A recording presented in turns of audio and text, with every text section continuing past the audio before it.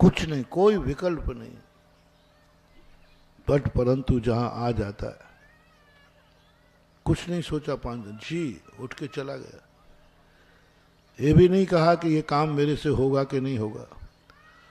वहां जाके देखा तो पानी की बाढ़ बहुत थी, काबू नहीं पा पाया, तो भी उसको क्लेश नहीं आया, वो स्वयं लेट गया। गुरुजी ने आके देखा, भाई क्या कर रहे हो, पूरी कहानी नहीं बता रहा हूं, मैंने ये थोड़ी कहा था।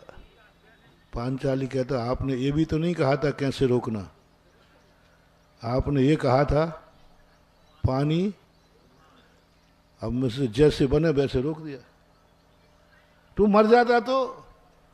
ओहो, कोई बात नहीं, मरना तो सबको है, एक गुरु की आज्ञा लेकर आज्ञा पे मर रहा है तो मेरे अवभाग करेंगे। अंजन चोर ने यही तो कहा, मरना तो है ही, नमोकार मंत्र के लिए मर जाऊंगा, मरना तो है ही, गुरु आज्ञा पालन करने में मरूंगा तो मेरे कितने भाग्य हैं। धर्म करते समय यदि मौत भी आ जाए तो अवभाग्य बनना, मरना तो सबको। अमृत चंद सूरी महाराज पूज्यवर कहते, मृत्वा अपि कृत्वा, यदि मौत के बदले भी तुझे निज आत्मा का अनुभव मिले तो मौत स्वीकार कर लेना, लेकिन निज आत्मा का अनुभव किए बिना मत रहना। मृत्वा अपि, मर जा पर तू निजानुभव कर, घड़ी घड़ी मत रच तन में। मर जा, कैसे शब्दों का प्रयोग कर रहे जैनाचार्य, मैं मर जाऊंगा, बोले मर जा, लेकिन एक बार वह स्वात्माभिमुख सम्मिति लक्षणम सुत चक्षुषा, एक बार वह आत्मा की सम्मिति प्राप्त कर ले, एक बार उस धर्म का आनंद ले ले, सब नहीं ले पाएंगे। जब तुम्हारे मन में ऐसा भाव आ जाता है कि नहीं, इसको आदेश उपदेश सुन सकता है, जो मैं कह रहा था, मैं चींटियों को बचा सकता हूं, चींटियों का गुरु नहीं हूं, मैं असंगियों को, जीवों को, कीड़े मकोड़ों को बचाता हूं, उनका गुरु नहीं हूं। इसी प्रकार उन पुण्यहीनों के लिए मेरी दया भाव है, लेकिन मैं उनका गुरु नहीं हूं, भगवान नहीं है, जिनवाणी नहीं है। देव सात गुरु पुण्यहीनों के लिए नहीं है, जो ना उपदेश सुन सकते हैं, ना उपदेश समझ सकते हैं, ना उपदेश को मान सकते हैं, ऐसे लोगों के ना तो भगवान है, ना तुम उनके भक्त हो। आप करुणा के पात्र हो, दया के पात्र हो, करुणा और दया के पात्र हो, लेकिन तुम शिष्य के भक्त के पात्र नहीं हो। करुणा का पात्र होना अलग चीज है। इसलिए वो पुण्यवान है, और पुण्यवान कौन है, जो स्वयं अपने परिवार का पालन, अपनी जिंदगी का पालन करते हैं अच्छी तरह। इतना पुण्य तुम्हारा होना चाहिए कि तुम अपनी जिंदगी खुद जी सको, तुम अपनी जिंदगी में तुम्हारे चेहरे पर मुस्कान आ सके, तुम्हारा मन इतना हो कि तुम्हें प्रफुल्लित करे, तुम्हारी इंद्रियां तुम्हें प्रफुल्लित करें, तुम्हें उन्मार्ग से बचाएं, तुम खुद अपनी जिंदगी का फैसला कर सको। मैं अपनी जिंदगी को दुख में नहीं जाने दूंगा, मुझे इतना ज्ञान है, मैं अपनी जिंदगी स्वयं संभाल के जानता हूं, मेरी जिंदगी मेरी है।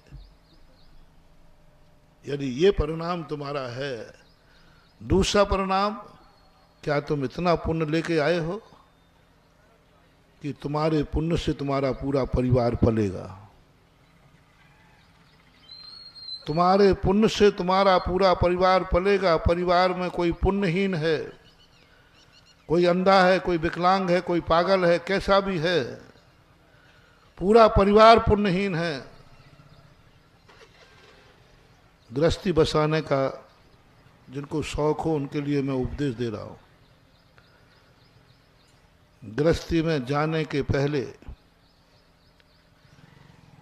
एक बात पर विचार कर लेना, तुम्हारे परिवार में तुम्हारे हर व्यक्ति पुण्यहीन जन्मेगा।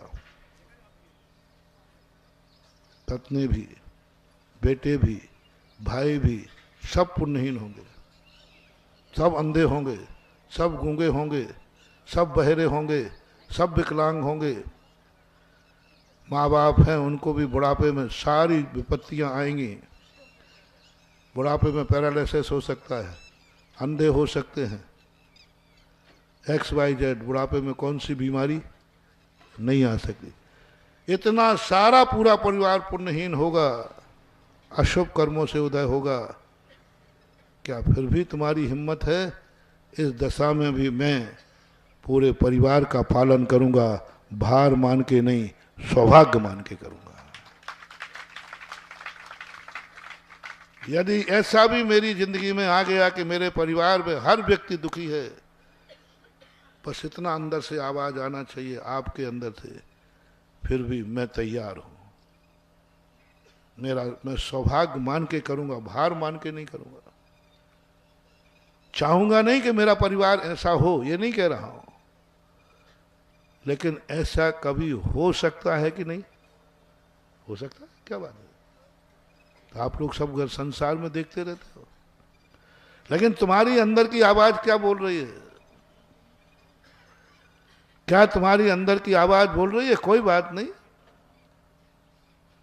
कोई बात नहीं, मेरी पत्नी मंदबुद्धि है, कोई बात नहीं, मेरे माता पिता को पैरालिसिस हुआ, कोई बात नहीं, मेरा बेटा पोलियो हुआ, कोई बात नहीं, एक बिटिया अंधी हो गई, कोई बात नहीं, मैं इसको पालन करूंगा।